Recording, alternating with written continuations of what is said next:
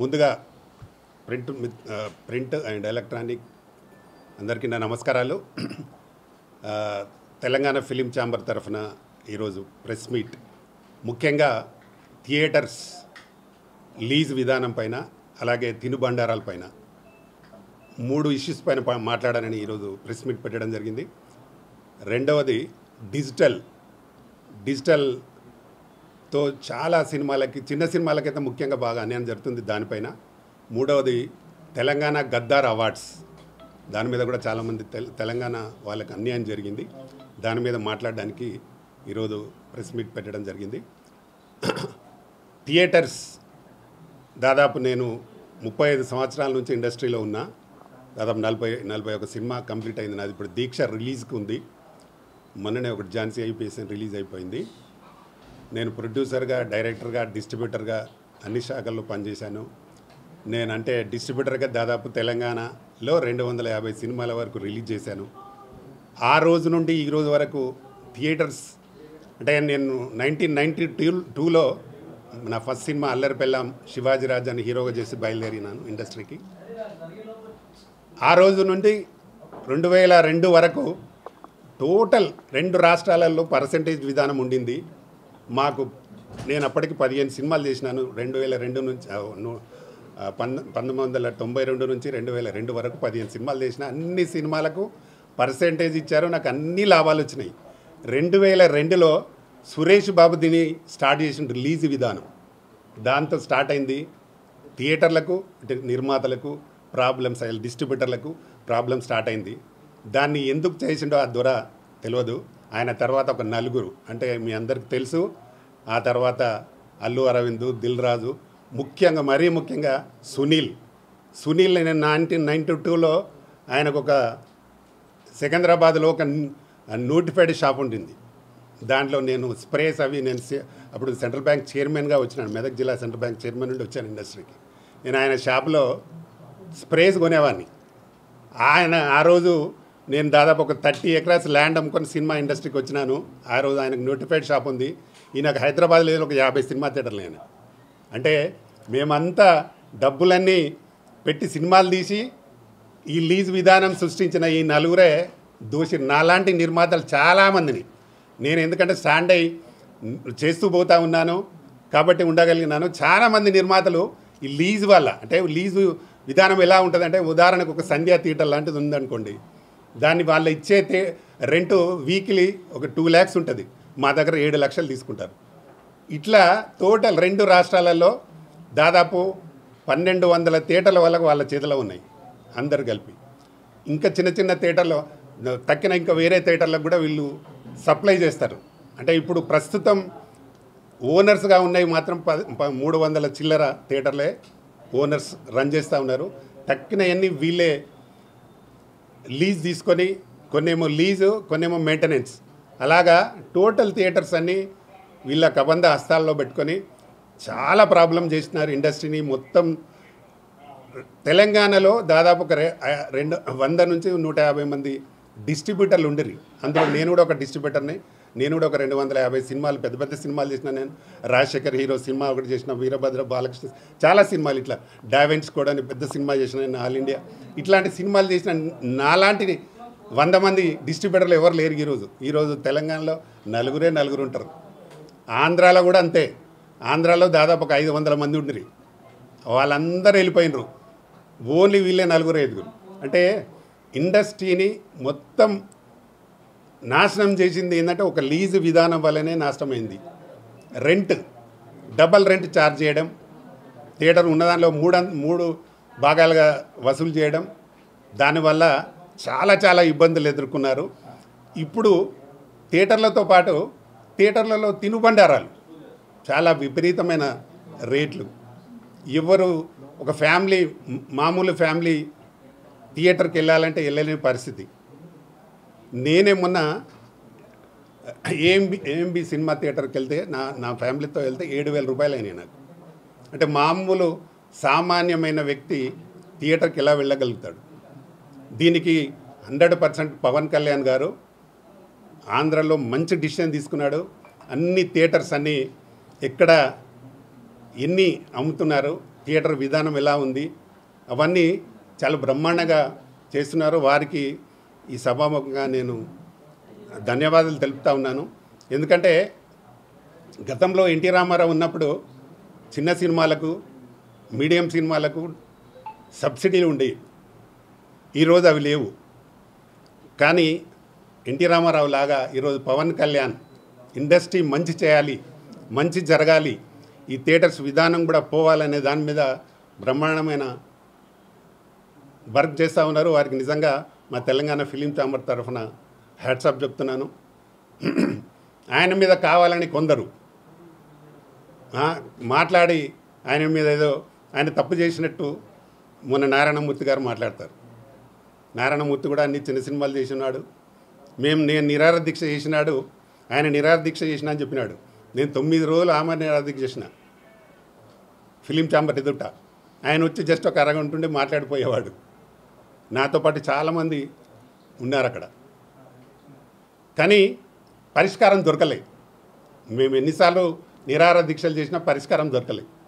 ఈరోజు పవన్ కళ్యాణ్ గారు చేస్తున్న పనికి చాలామంది అప్రిషియేట్ చేస్తున్నారు. రేపు ఇండస్ట్రీ డెఫినెట్గా మంచి జరుగుతుందని నమ్మకం ఉంది.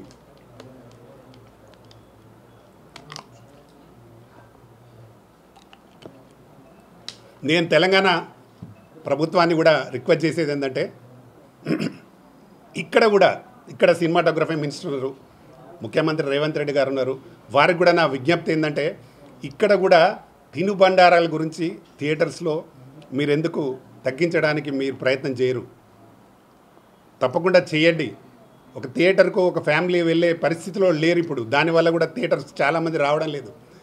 4 వారాలు అయితే ఓటీటీలో వస్తుంది సినిమా చూడొచ్చు అని దాని మీద ఖర్చులకు వెనుకాడి పోవడం లేదు. ఒక సామాన్య మధ్యతరగతి కుటుంబం సినిమా థియేటర్లకు రావడానికి భయపడుతున్నారు. అంటే టికెట్ రేట్లో పోతే ఒక పాప్కార్న్ కొంటే ఒక 300 రూపాయలు, ఒక వాటర్ బాటిల్ తాగితే 40 రూపాయలు, 50 రూపాయలు, ఒక కూల్ డ్రింక్ తాగితే 200 రూపాయలు. ఎవరు పెడతారు? సామాన్యులు పెట్టలేరు కదా. బయట ఒక కాఫీ తాగితే 20-30 రూపాయలు అయిపోతాడా 200 రూపాయలు. ఈ రేట్లన్నీ ఎందుకు తగ్గించరు? డెఫినెట్గా ప్రభుత్వాలు పట్టించుకొని వీటిని తగ్గించాల్సిందిగా నేను మరీ కోరుతున్నా. థియేటర్లో రెంటు విధానం తీసేసి పర్సంటేజ్ విధానం కావాలి. ప్లస్ తినుబండాల రేట్లు అయితే ఎక్కువగా ఉన్నాయి, చాలా ఎక్కువగా ఉన్నాయి. కాబట్టి అన్ని థియేటర్లలో మళ్ళీ ఈ థియేటర్ లీజు వాళ్ళే, బయట ఎవరికి ఇయ్యారా? సైకిల్ స్టాండ్ కానీ ఈ క్యాంటీన్స్ కానీ వాళ్ళే, సమోసాలు అమ్మేది కూడా వాళ్ళే. వాళ్ళకి ఎంత డబ్బు సంపాదించినా ఇంకా ఆస్తులు ఎంత సంపాదించుకున్నా వాళ్ళకు సరిపోవట్లేదు. కాబట్టి అది వేరే గతంలో ఇట్లా ఉండేదంటే సైకిల్ స్టాండ్ వేరే వాళ్ళకి ఇచ్చేవాళ్ళు, అందులో సమోసాలు అమ్మాలన్నా వేరే వాళ్ళకి ఇచ్చేవారు. అవన్నీ ఇప్పుడు వాళ్ళే, థియేటర్స్ వాళ్ళే, లీజు వాళ్ళే, ఈ తినుబండారాలు అమ్మేది వాళ్ళే. కాబట్టి అన్నిటికి కూడా డబల్ రేట్స్, ఒక్కొక్కరు భరించలేని రేట్లు. కాబట్టి దీన్ని తక్షణమే తెలంగాణ ప్రభుత్వం గుర్తించి 100% ఈ థియేటర్ల మీద వాళ్ళ అంటే సినిమాటోగ్రఫీ మినిస్టర్ గారు తప్పకుండా వాటి మీద చర్యలు తీసుకోవాల్సిందిగా మరీ నేను విజ్ఞప్తి చేస్తూ ఉన్నా. అంటే ఒక ప్రభుత్వం చేస్తూ ఉంది అక్కడ, మన ప్రభుత్వం కూడా ఇక్కడ తెలంగాణ ప్రభుత్వం కూడా చేయాల్సిందిగా మరొకసారి నేను విజ్ఞప్తి చేస్తూ, అలాగే డిజిటల్ ఛార్జెస్ ఇప్పుడు ఒక్క థియేటర్కు 10 నుంచి 15 వేలు కడుతున్నారు. ఇప్పుడు నేను మొన్న ఒక ఝాన్సీ సినిమా రిలీజ్ చేశాను. నేను 50 థియేటర్లు సిటీలు వేస్తే 5 లక్షలు కట్టాను ఓన్లీ థియేటర్స్. ఇప్పుడు మొన్ననే గవర్నమెంట్ ఒక కొత్త జీవో తెచ్చింది. ఏంటంటే మనము ప్రొడ్యూసరు ఈ పెన్ డ్రైవ్ ఇచ్చినా ప్లే చేయాల్సిన అవసరం ఉంది అని ఒక జీవో వచ్చింది. కంపల్సరీగా దాన్ని అమలు చేయాలి. ప్రభుత్వాలన్నీ ప్రభుత్వం నుంచి వచ్చింది కాబట్టి ఇక్కడున్న క్యూబ్ కానీ యూఎఫ్ఓ కానీ వాళ్ళు దాన్ని ఎందుకంటే వీళ్ళ కంట్రోల్లో ఉన్నాయి ఇప్పుడు థియేటర్లు. మేము ఇవ్వాలన్నా కూడా వాళ్ళకే ఇవ్వాల్సి ఉంటుంది. దాన్ని ఫ్రీగా తీసుకొని ప్రొడ్యూసర్స్కు ఈ సౌకర్యం కూడా కల్పించాల్సిందిగా కోరుతున్నాం. ఎందుకంటే ప్రభుత్వం సెంట్రల్ గవర్నమెంట్ దాన్ని అమెండ్మెంట్ మొన్ననే తెచ్చింది. అది రీసెంట్గా త్వరలో దాన్ని అన్ని ఛాంబర్లలో కూడా దాన్ని తీర్మానం చేయించి తప్పకుండా ప్రొడ్యూసర్కు ఫ్రీగా, అంటే గతంలో మేము ప్రింట్ ఉన్నప్పుడు మేము ఫ్రీగా మా ప్రింట్ ఇచ్చేవాళ్ళము. ప్రింట్ ఇస్తే వాళ్ళు ఫ్రీగా ప్లే చేసి అంటే థియేటర్లో వేసి మాకు డబ్బులు షేర్ లాగా ఇచ్చేది. ఇప్పుడు దాన్ని మార్చేసి థియేటర్లో వేసే దాన్ని కూడా ట్యాక్స్ మాతో కట్టించుకుంటారు. దాంట్లో అంటే రెంట్ మాతో కట్టిస్తున్నారు ప్రొడ్యూసర్స్తో. ఆ విధానం కరెక్ట్ కాదు. కాబట్టి ఇప్పుడు కొత్త చట్టం వచ్చింది. త్వరలోనే దాన్ని కూడా అమలు చేయాల్సిందిగా మరీ అందరినీ కోరుతున్నా. థియేటర్లు ఎగ్జిబిటర్స్ కూడా దీన్ని గమనించాలి. ఎందుకంటే గతంలో మేము ప్రింట్ ఇస్తే ప్లే చేశారు, మీరు సినిమా రిలీజ్ చేశారు. కాబట్టి ఇప్పుడు మేము సీడీ ఇచ్చినా లేకపోతే పెన్ డ్రైవ్ ఇచ్చినా తప్పకుండా థియేటర్లు ఎగ్జిబిటర్లు దాన్ని ప్లే చేసి దాన్ని పర్సంటేజ్ విధానంగా ఇవ్వాల్సిందిగానే మరీ కోరుతున్నా. దీని మీద తర్వాత ఈ మెయిన్గా ఏంటంటే ఈ ఎఫ్డిసి చైర్మన్ దిల్ రాజు గారు 19వ తారీఖు నాడు థియేటర్లో తెలుగు ఫిలిం ఛాంబర్లో ఒక మీటింగ్ జరిగిన సురేష్ బాబు ఉన్నాడు, దిల్ రాజు ఉన్నాడు. వాళ్ళు వచ్చి బయటకు వచ్చే అనౌన్స్ చేసారు, అన్ని పేపర్లలో వచ్చింది, న్యూస్లో కూడా వచ్చింది, థియేటర్లు బంద్ అని. ఛాంబర్ త్రూ బంద్ అనే వచ్చింది. నా దగ్గర పేపర్ కటింగ్ కూడా ఉంది, పేపర్స్ కటింగ్ ఉన్నాయి, వీడియో కూడా ఉన్నాయి. వాళ్ళు ఏమంటారు, ఆయన మొన్న దిల్ రాజు మీటింగ్ పెట్టి నాకు అసలు తెలియదు, ఎవరో అక్కడ చేసిన ఆయన దాని మీదకి వెళ్ళి మేము బంద్ అని అనుకున్నామని తప్పు మాట్లాడుతున్నాడు. ఆయన ఒక దిల్ రాజు అంటే ఎఫ్డిసి చైర్మన్గా ఒక బాధ్యతాయుతమైన పదవిలో ఉండి తప్పుగా మాట్లాడుతున్నాడు, అది కరెక్ట్ కాదు. ఆయన ఇంతకుముందు మన ఫిలిం ఛాంబర్ చైర్మన్గా కూడా చేసినాడు. కాబట్టి ఆయనకు అన్నీ తెలుసు. కావాలని ఎక్కడి నుంచో మాకు సంబంధమే లేదు అనేవాడు ఎవరో అతను సత్యనారాయణ, ఆయన ఈస్ట్ గోదావరి అతని మీద నెట్టేసినారు. అది కరెక్ట్ కాదు. దిల్ రాజు గారు, మీరు ఒక తెలుగు ఫిలిం ఛాంబర్ ప్రెసిడెంట్గా చేసినారు, ఇప్పుడు ఎఫ్డిసి చైర్మన్గా ఉన్నారు. కాబట్టి మీరు ఒక బాధ్యత గల మనిషి ఉండి ఇలాంటి కరెక్ట్గా తప్పుడు విషయాలు చెప్పొద్దు. మీరు ఆ రోజు మీటింగ్లో పాల్గొని ఉన్నారు, తెలుగు ఫిలిం ఛాంబర్లో మీటింగ్లో మీరు సురేష్ బాబు ఉన్నారు, మన తరఫున ఇక్కడ తెలంగాణ తరఫున. అందరూ కలిసి మీటింగ్ పెట్టారు. మీటింగ్లోనే అది తీర్మానం చేసినారు. పవన్ కళ్యాణ్కు చెప్తారు వీళ్ళు, మేము అసలు లేము, మాకు తెలియదు, మా లెవెల్లో చెప్తే మీ జనసేన నాయకుడు చెప్తే మేము బంద్ చేసినట్టు జరిగింది అని తప్పుడు సమాచారం వల్ల ఆయన పాపం ఆయన జనసేన నుంచి ఆయనను సస్పెండ్ చేసినారు, సత్యనారాయణ గారిని. కరెక్ట్ కాదు. మీరు డబ్బు సంపాదించింది మూటలు కట్టుకునేదంతా వీళ్ళు పాపం అన్యాయంగా ఈస్ట్ గోదావరి అతని డిస్ట్రిబ్యూటర్ని అన్యాయంగా బదనాం చేసి పవన్ కళ్యాణ్ దగ్గర ఆయనను సస్పెండ్ చేసే వరకు తీసుకొచ్చారు. ఇంట్లో థియేటర్లో మొత్తం ఎపిసోడ్ నడిపిందంతా ఈ నలుగురే. వీళ్ళకి ఏంటంటే గతంలో బాగా డబ్బు సంపాదించినారు, ఇప్పుడు వాళ్ళ సినిమాలు రిలీజ్ లేవు.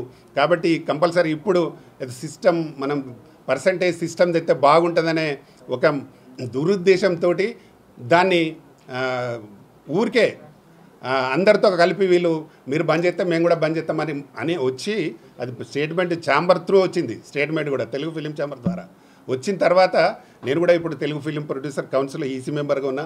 గతంలో నేను ప్రొడ్యూసర్ ప్రెసిడెంట్గా చేసిన తెలుగు ఫిలిం ఛాంబర్లో నేను కూడా చాలా పోస్టులు చేసిన, సెక్రటరీ చేసిన, చాలా పోస్టులు చేసిన. విషయం ఏంటంటే ఎవరున్నా అక్కడ నలుగురు మాత్రమే మొత్తం ఇండస్ట్రీని ఇక్కడ ఇప్పుడు ఈ థియేటర్లు వాళ్ళే, అటు డిజిటల్ దాళ్ళు కూడా వాళ్ళే ఉంటారు. మొత్తం ఇండస్ట్రీని మొత్తం కొలాబ్ చేస్తున్నది వాళ్ళే, డబ్బు మూటలు కట్టుకునేది వాళ్ళు, బదనాం చేసేది బయట.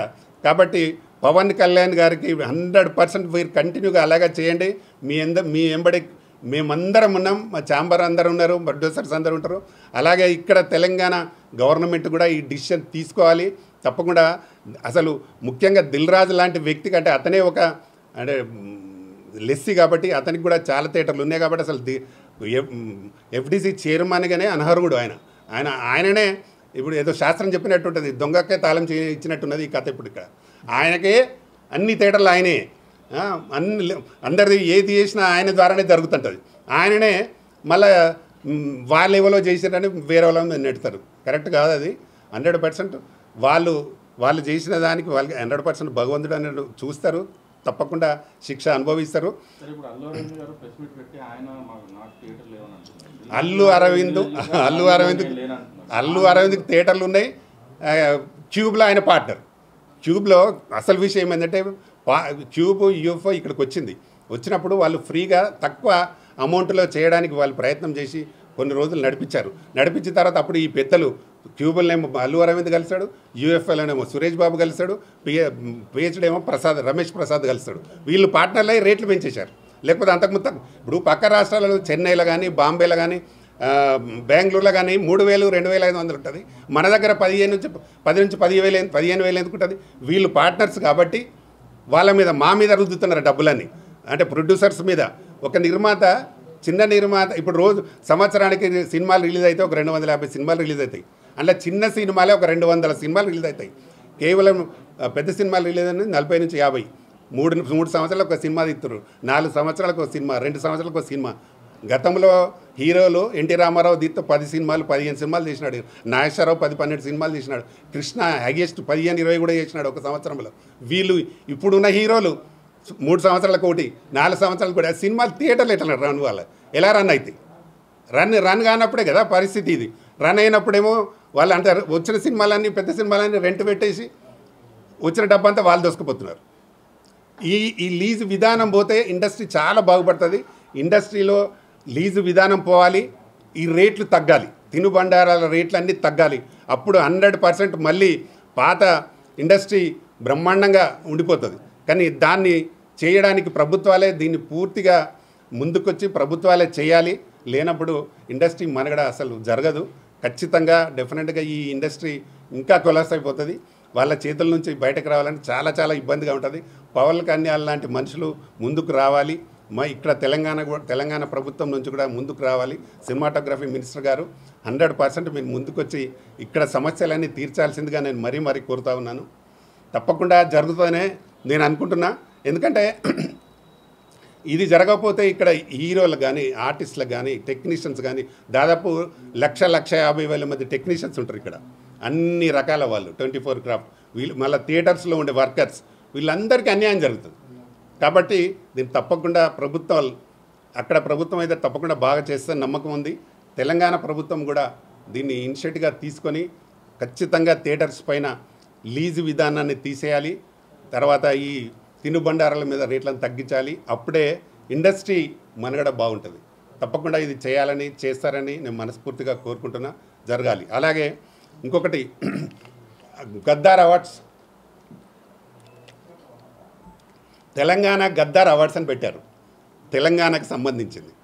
తెలంగాణ గద్దార్ అవార్డ్స్ పెడతారు. జ్యూరీ చైర్మన్ జయసుధ మురళీమోహన్ ఉంటారు. ఇది ఎక్కడ తెలంగాణకండి? ఇది కరెక్టా? దిల్రాజు గారు కరెక్టా? ఇది దిల్రాజు గారు మిమ్మల్ని అడుగుతున్నా. ముఖ్యమంత్రి గారు ఆశయం కరెక్ట్, మంచి ఆశయం.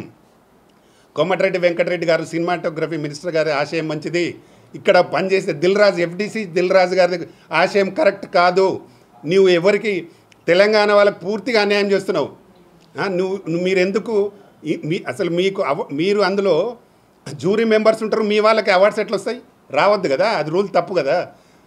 జ్యూరీ మెంబర్ అయినప్పుడు ఆయనకు సంబంధించిన సినిమాకు అవార్డు రావద్దు. గతంలో ఎప్పుడు రాలేదు. ఇది తప్పు. ఇలాంటివి చేసుకుంటూ దిల్రాజు గారు మీకు ఎలా న్యాయం అనిపిస్తుందో మీకే తెలియాలి. మీరు ఒక ఎఫ్డీసీ చైర్మన్గా ఉండి ఇద్దరు తెలంగాణ గద్దార్ అవార్డ్స్ అంటే ఇద్దరు వాళ్ళనే పెడితే ఎలాగ చెప్పండి. తర్వాత సైరా నరసింహారెడ్డి చాలా పెద్ద సినిమా, మంచి సినిమా, ఒక స్వాతంత్ర సమర యోధుడు. ఆయన చిరంజీవి యాక్ట్ చేశాడు. ఆ సినిమాకు రాదు అవార్డు. మీ ఇష్టం ఉన్న వారికి ఇంట్లో కూర్చుంటే రాస్తారు. ఇది ఎక్కడి అవార్డ్స్ అండి? రేవంత్ రెడ్డి గారి ఆలోచన మంచిది, సీఎం రేవంత్ రెడ్డికి ఆలోచన మంచిది. వాళ్ళు కరెక్ట్గా 10 సంవత్సరాలకు అవార్డ్స్ ఇవ్వాలని అనుకున్నారు. కానీ FDC chairman and FDC secretary ఉన్నాడు ఆయన హరీష్ గారు, వీళ్ళిద్దరూ తప్పుదో పట్టించినారు. మొత్తం ఇండస్ట్రీకే తప్పు జరిగింది. తెలంగాణ అవార్డ్స్ అనేది అసలు తెలంగాణ వాళ్ళకే న్యాయం జరగలే. దాన్ని మళ్ళొకసారి పునఃపరిశీలించాల్సిందిగా నేను మరీ విజ్ఞప్తి చేస్తున్నా. మా హీరో ఉన్నాడు ఇక్కడ కిరణ్, ఆయన దాదాపు 20 సినిమాలు చేసిండ్రు. వీళ్ళను దగ్గర కూడా రానిచ్చే పరిస్థితి లేదు. వాళ్ళు అంటే వాళ్ళకి గుర్తుండదు. వాళ్ళ దగ్గర పనిచేసేటోళ్ళు వాళ్ళ ఆఫీసుల చుట్టూ తిరిగేటోళ్ళకే పనిచేసేటోళ్ళకే వాళ్ళకే అవార్డు. దిల్రాజు ఆఫీస్ చుట్టూ తిరిగిన వాళ్ళకి అవార్డు. ఇది ఎక్కడి అవార్డ్స్ అండి? మేము ఎప్పుడు చూడలే, ఫస్ట్ టైం ఈయన ఇలాంటి అవార్డ్స్ ఇవ్వడం. ఆయన దిల్రాజు సొంత అవార్డ్స్ లాగా క్రియేట్ చేసుకొని అవార్డ్స్ ఇస్తున్నారు. అదైతే కరెక్ట్ కాదు. దాన్ని పునఃపరిశీలించి మళ్ళీ అవార్డ్స్ను ప్రకటించాల్సిందిగా నేను విజ్ఞప్తి చేస్తున్నా. దీని మీద చాలామంది తెలంగాణ వాదులు అసంతృప్తిగా ఉన్నారు.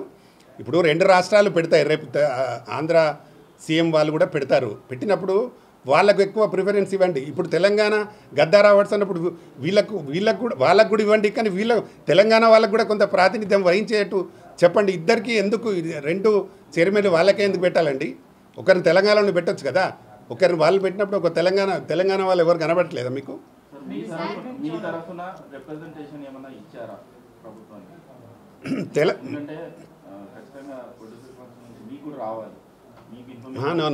మాకు అసలు మా తెలంగాణ ఫిలిం ఛాంబర్కి అసలు ఇంటిమేషనే లేదు. మేమే వెళ్ళి హరీష్ అని ఉంటాడు సెక్రటరీ, ఆయనని అడిగినాము. అడిగితే అన్ని దిల్రాజు చూస్తున్నాడు సార్ అని అన్నాడు ఆయన. నేను చూడట్లేదు అంటే నువ్వు కమిషనర్ కదా, నువ్వు చూడకపోయిందని కూడా అడిగినాను ఆయన. అంటే నేను చూడట్లేదు సార్, అన్ని దిల్రాజు చూసుకుంటున్నా అంటే అది కరెక్ట్ కాదు కదా కమిషనర్ గారు, మీరు ఒక ఐఏఎస్ ఆఫీసరు, మీరు అఫీషియల్గా అందరినీ పిలవాలి, అందరికి ఇంటిమేట్ చేయాలి కదా అంటే ఆయన ఏదో తప్పించేసుకున్నాడు ఆయన. హరీష్ నేను వెళ్ళి అడిగాను, ఆయన అడిగితే నేనేమో దిల్రాజు నేను డైరెక్ట్ వెళ్ళి అడగాల్సినంత అవసరం నాకు లేదు, నేను అడగలేదు ఆయన. నాకంటే జూనియర్ ఆయన, నాకంటే ఆయన నేను ప్రొడ్యూసర్ అయినాడు, ఆయన చిన్న డిస్ట్రిబ్యూటర్ ఇండస్ట్రీలో, నేను పెద్ద నేను ఆ రోజే చాలా సినిమాలు తీసిన అప్పటి నుంచి రన్నింగ్లో ఉన్నా. కాకపోతే ఆయనకి హిట్స్ వచ్చినాయి, మాకు హిట్స్ రాలి, అంతేగాని తేడా. ఆయనకంటే నేను సీనియర్ను, మమ్మల్ని కూడా గౌరవించాలి కదా, గుర్తించాలి కదా.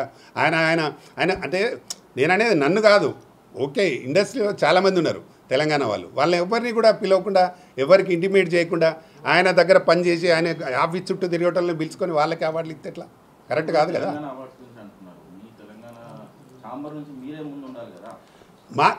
మేము అంటే ఎఫ్డీసీ చైర్మన్ ఆయన కదా, అంటే మేము చైర్మన్ మన తరఫున కాదు కదా. చైర్మన్ ఎవరు అనుకుంటే వాళ్ళు చేయొచ్చు అనేది ఆయన నిరూపించడు. ప్రభుత్వం కూడా ఆయన మీద మొత్తం ఆయనకు పెట్టేశారు. మేము చాలా అంటే చైర్మన్ ఆయన దగ్గర తిరిగినాం, కమిషనర్ దగ్గర చెప్పినాం, తర్వాత డైరెక్టర్కి చెప్పినాం. కానీ వాళ్ళ భాష వాళ్ళది, వాళ్ళు ఏంటంటే ఎఫ్డీసీ చైర్మన్ అన్నాడు కాబట్టి ఆయన చేస్తున్నాడు అనే దాని మీద మాట్లాడారు వాళ్ళు. దిల్రాజు అంటే నేను అడగాల్సిన అవసరం నాకేందమ్మా. ఎప్పుడు ఎఫ్డీసీకి వెళ్ళినా అడుగుదామని ఎఫ్డీసీకి వెళ్ళినప్పుడు తాళం ఉంటుంది సార్, నిజామాబాద్లో ఉన్నాడంటారు. అదే చాలా అసలు దొరకడండి ఎక్కడ.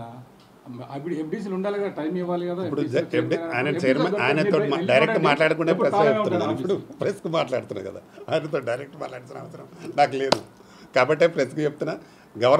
గవర్నమెంట్కి రిక్వెస్ట్ చేస్తున్నా దాన్ని మళ్ళీ చేయాలి, దాన్ని పునః పరిశీలించని చెప్తున్నా.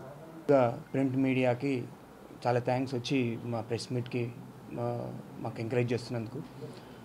నేను 22 years అయిందండి ఫిలిం ఇండస్ట్రీకి వచ్చి, 2003 ఆ టైంలో వచ్చాను. అప్పటి నుంచి చూస్తున్నాను. నేను తెలుగులో 20 సినిమాలు చేశాను, తమిళ్లో 2 చేశాను.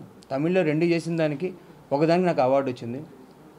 20 సినిమాల్లో ఎప్పుడు నాకు అవార్డు ఏం నోచుకోలేదు. కానీ ప్రైవేట్ వాళ్ళు బయట చాలామంది అవార్డ్స్ ఇచ్చేవారు మాకు. నేను ఈ అవార్డు గురించి ఎందుకు మాట్లాడుతున్నానంటే, ఒక అవార్డు అనేది ప్రతి ఆర్టిస్ట్కి బూస్ట్ అండి. లైక్ నెక్స్ట్ ఇంకా మనం కష్టపడాలి, మనం ఏది చేయాలి, ఇండస్ట్రీలో కష్టపడాలి. ఇండస్ట్రీ అనేది సినిమా, అన్ని ఇండస్ట్రీలాగా సినిమా ఇండస్ట్రీ కూడా ఒక ఇండస్ట్రీ. 24 క్రాఫ్ట్స్, ఎంతోమంది పనిచేస్తుంటారు, ఎంతోమంది దీని మీద డిపెండ్ అయి ఉంటారు. నాకు సినిమా తప్ప వేరే పని రాదు. నాకు సినిమానే దైవంగా భావించి నేను ఎప్పుడు ఈ 22 years నుంచి కష్టపడుతున్నాను. సో మొన్న గద్దర్ అవార్డ్స్కి అప్పుడు మటుకు నేను చాలా డిసప్పాయింట్ అయ్యాను. ఎందుకంటే తెలంగాణ గద్దర్ అవార్డ్స్ అని అనౌన్స్ చేసి మన తెలంగాణ వాళ్ళు, అంటే నాకేమని అనట్లేదు, తెలంగాణలో ఎంతమంది హీరోలు లేరండి, తెలంగాణ ఎంతమంది సినిమాలు వచ్చా అలా అనుకుంటే తెలంగాణ ఆంధ్ర కలిపి ఇద్దరు సీఎంలు కలిపి ఒకటే అవార్డు పెట్టండి, అప్పుడు ప్రాబ్లం లేదు. అట్లా అవార్డు వస్తుంది అనుకోండి, ఎంకరేజ్మెంట్ తోటి ఇంకా మీ పిక్చర్స్లో సినిమాలకు కష్టపడాలి, పైకి రావాలి అని మాకు ఒక ఆశ ఉంటుంది. తర్వాత సినిమా కష్టపడి తీస్తాం, చిన్న సినిమా పెద్ద సినిమా ఓకే అయి ఉండొచ్చు, కానీ సినిమా కరెక్ట్గా నాకు మొన్న రీసెంట్గా మాయా అని సినిమా రిలీజ్ అయింది, నేను హీరోగా చేశాను. దాంట్లో ఈశ్వర్ గారు ఒక క్యారెక్టర్ చేశారు, చాలా మంచిగా సినిమా కరెక్ట్గా నాకు పేరు వస్తున్న టైంకి థియేటర్లో ఒక థియేటర్ లేదు, నాకు సినిమా లేదు, ఎవరికి చెప్పుకోవాలి నేను. సో ఇప్పుడు ఈ స్టేజ్లో ఏమాత్రం అన్నానంటే తెలంగాణ ఫిలిం ఛాంబర్ నుంచి నాకు ఎంకరేజ్ చేశారన్న, నన్నే కాదు చాలామంది ఆర్టిస్టులకి టెక్నీషియన్స్కి ఎంకరేజ్, ఎంతవరకు చేయగలరు ఆయన ఎంత తప్పన పడుతున్నాడు మీకు కనబడుతుంది కదా. దయచేసి సినిమా ఇండస్ట్రీని బతికించండి. సినిమా ఇండస్ట్రీ కూడా ఒక ఇండస్ట్రీ, మనుషులు చాలామంది ఆర్టిస్టులు దీని మీద చాలా డిపెండ్ ఉన్న ఆర్టిస్టే కదా, 24 క్రాఫ్ట్స్, ఈవెన్ ప్రింట్ మీడియా మీరే దీన్ని ముందుకు తీసుకెళ్ళాలి. ఈ యొక్క సినిమా అనేటువంటిది ఒక పరిశ్రమ, రాజకీయాలకు అతీతంగా సినిమా పరిశ్రమని అభివృద్ధి చేయాల్సినటువంటి బాధ్యత ఉంది. 24 క్రాఫ్ట్స్ అంటే కొన్ని లక్షల మంది సినిమా ఆధారంగా బ్రతుకుతూ ఉన్నారు. సినిమా ఫీల్డ్లో ఉన్నటువంటి వాళ్ళు వేరే దాని గురించి పట్టించుకోరు వాస్తవంగా. కానీ ఇది ఒక ఎంటర్టైన్మెంట్ పరిశ్రమ, అంటే అందరికీ ప్రజలందరికీ కూడా యోగక్షేమాలు వాళ్ళ పనులు చేసుకుని సాయంత్రం అయితే ఒక సినిమాను ఒక ఎంటర్టైన్మెంట్ చూసి సంతోషంగా ఉండాల్సినటువంటి సంతోషపెట్టేటువంటి ఒక పరిశ్రమ ఇది.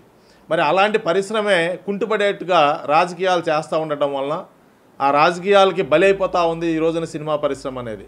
మరి రాజకీయాల్లోనూ మీరే ఉండాలి, సినిమాల్లోనే మేమే ఉండాలి అనేటువంటి ఒక ఆతృత ఏదైతే ఉందో దానివల్ల ఈరోజు ఈ పరిస్థితి వచ్చిందని నేనైతే అనుకుంటా ఉన్నా. అలాంటి దాన్ని పక్కన పెట్టి, మీ ఆతృతను పక్కన పెట్టి, మీ రాజకీయాలు పక్కన పెట్టి, కొంతమంది వ్యక్తుల యొక్క స్వార్థం కోసం సినిమా పరిశ్రమ బలి చేయవద్దు. దీని మీదే బతుకుతున్నటువంటి వాళ్ళని, అట్లాగే రాష్ట్రం యొక్క యోగక్షేమాలని, రాష్ట్రం యొక్క సంతోషకరమైనటువంటి వాతావరణాన్ని మరి మీరు అందరూ కూడా పాడు చేస్తూ ఉన్నారు. దానివలన వచ్చేటువంటి నష్టం మరి చాలా చెప్పుకోలేనంతగా ఉంది. రేట్ల గురించో ఇంకో దాని గురించో నేను మాట్లాడలేదు. ఎందుకంటే ఆల్రెడీ మిత్రులు మాట్లాడారు, మా చైర్మన్ గారు మాట్లాడారు. మరి ఇక్కడ తరతమ భేదాలు పక్కన పెట్టండి. ఉత్సాహంగా పనిచేసినటువంటి వాళ్ళని గుర్తించి వాళ్ళకి అవార్డులు ఇవ్వండి.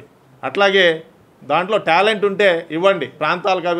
ప్రాంతాలకు కానీ లేకపోతే ఇంకో దానికి మీరు ఇంపార్టెన్స్ ఇవ్వకపోయినా పర్వాలేదు. కానీ మీరు ఏదైతే చేస్తూ ఉన్నారో దాంట్లో రాజకీయాలు లేకుండా ఉంటే అందరూ కూడా సంతోషంగా ఉంటారు.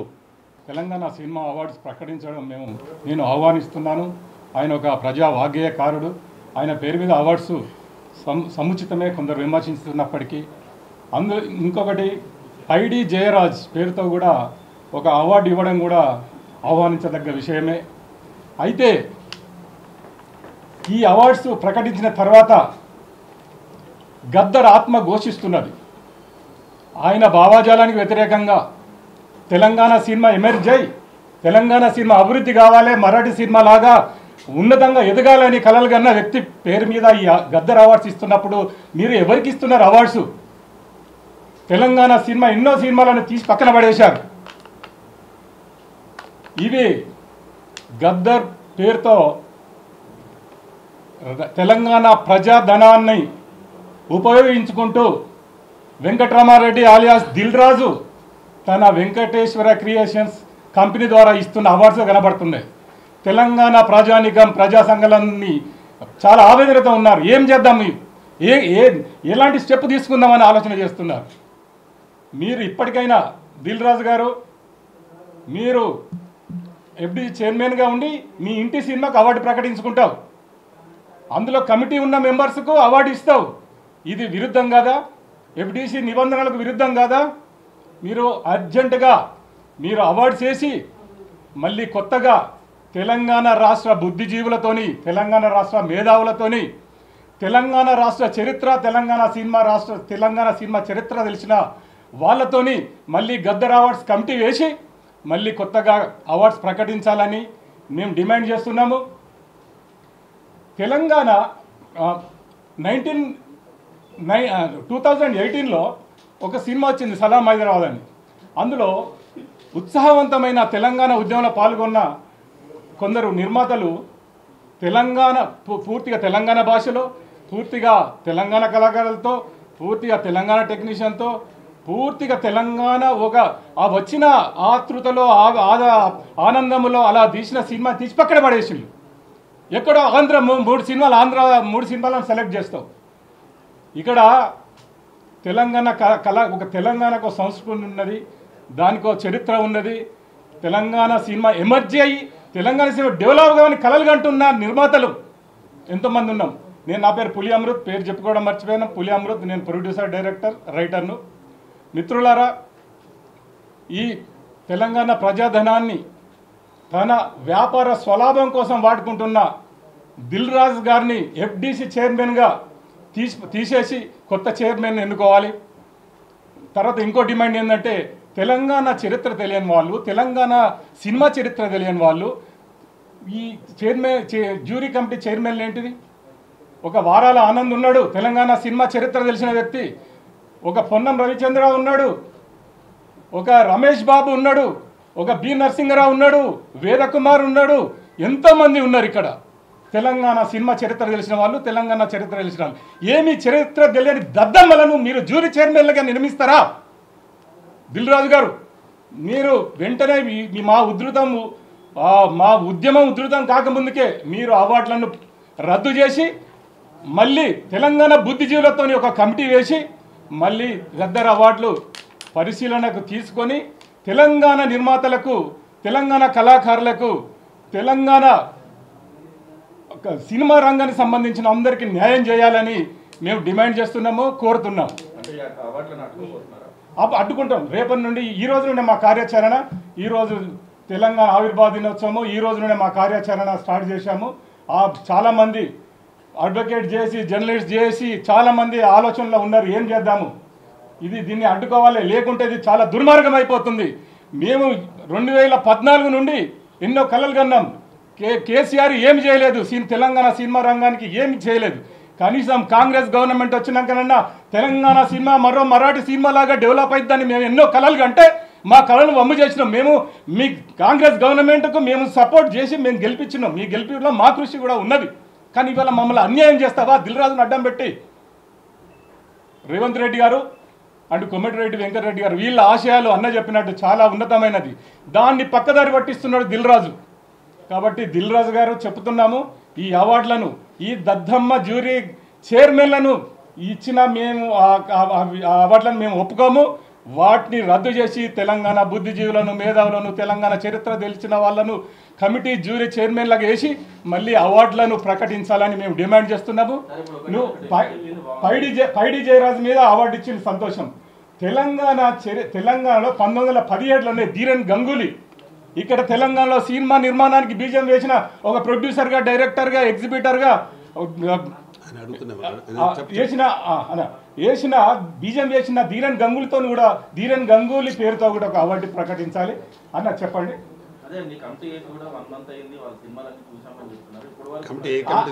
అసలు ఏ కమిటీ చూడలేదు. ఈయన వెంకటేశ్వర క్రియేషన్స్ ఆఫీసులకు వెళ్ళి పేపర్ మీద ఏం రాసి ఇచ్చిండో అవే చదివిన వాళ్ళు. కమిటీ నేను చెప్తాను, కమిటీ వాళ్ళు ఎవ్వరు చూడలే. అది ఉంటే దాన్ని ఇప్పుడు ప్రసాద్ ల్యాబ్లో అన్ని సీసీ కెమెరాలు కదా, అన్ని బయట పెట్టమని చూడలేదు. అక్కడికి వెళ్ళాలి, సంతకం పెట్టాలి, రిటర్న్ రావాలి, నాకు పనింది అని ఎవ్వరు అసలు జ్యూరీ మెంబర్లు ఎవ్వరు చూడలే. ఏదో 2-3 చూసుంటారు. అది ఎలా ఉంటుందంటే మొత్తం మంది చూసి డిస్కస్ చేసి ఏ సినిమాకి ఇవ్వాలి, ఇన్ని సినిమాలు చూసినాం కదా మనము, అంతా డిస్కస్ చేయాలి. అది ఏం చేయలే. దిల్రాజు ఇంట్లో వాళ్ళ ఆఫీసులో కూర్చోండి రాసిండ్రు. 100% అది తప్పు, అది కరెక్ట్ కానే కాదు. కాబట్టి అసలు జ్యూరీ మెంబర్లు ఎవ్వరు కూడా మొత్తం సినిమాలు అందరూ జ్యూరీ మెంబర్లు సినిమాలు చూడనే లేదు. చూడకుండా నా దగ్గర ప్రూఫ్ ఉంది కాబట్టి నేను చెప్తున్నా, వాళ్ళ దగ్గర ప్రూఫ్ ఉంటే చూపించమను వాళ్ళ. ఎందుకంటే ప్రసాద్ ల్యాబ్లో సీసీ కెమెరాలు ఉంటాయి, ఎంతమంది వచ్చారు, ఎంతమంది చూసిరు, నువ్వు బయట పెట్టమని అందరికీ తెలుస్తుంది. ప్రెస్కే పెట్టమని, ప్రెస్కే చూపించమని. వాళ్ళు అసలు ఎక్కడ చూడలే. జ్యూరీ మెంబర్లు 2-3 చూసినారు, అసలు అందరు చూడలే. కాబట్టి వాళ్ళు కూర్చుంటే రాసుకునే అవన్నీ అవార్డ్స్. అందరు కూడా దీని మీద వ్యతిరేకత ఉన్నారు. ఖచ్చితంగా దీన్ని మళ్ళీ పునర్నిర్మాణం చేయాలి అవార్డ్స్ని.